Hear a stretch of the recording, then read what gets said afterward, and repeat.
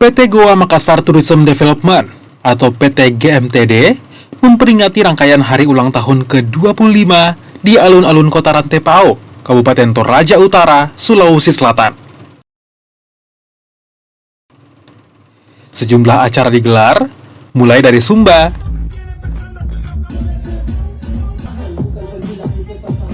Jalan Santai,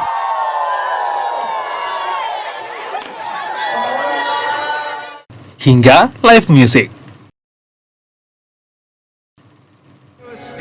Semuanya dikemas dalam lovely weekend inspiring future dan dihadiri ribuan peserta.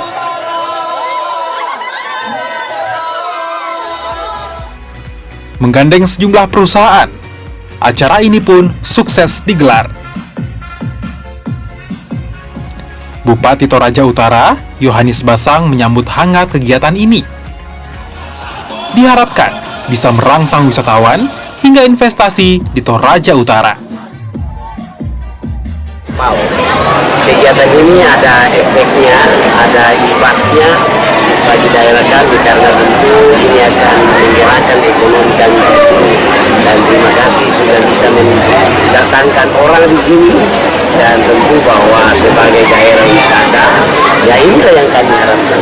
Mudah-mudahan tahun depan kami bisa hadir lagi di sini dalam kegiatan yang sama, dan tentu juga bahwa seluruh investor-investor yang ada di luar kalau mau berinvestasi di Toraja Utara, ya kami welcome.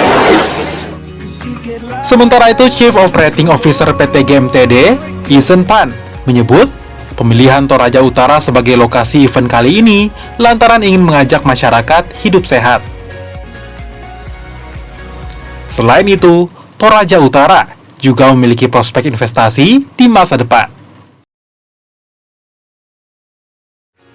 Satu aja perkataan, inspirasi daripada Bapak Bupati. Cara Bapak Bupati manage alun-alun ini, kalian nampak lah ya. Semuanya berdasarkan kepada karyawan-karyawan pemerintah. So itu satu budaya kerja yang kami mau terapkan di GMTD. Itu semangat kebersamaan. Yes. Lovely Weekend Inspiring Future merupakan rangkaian penutup dari perayaan ulang tahun GMTD ke-25. PT GMTD sendiri merupakan salah satu perusahaan properti terbesar di Indonesia Timur dan kini mencoba memperluas wilayah penjualan properti perusahaan. Tim Liputan, Kompas TV.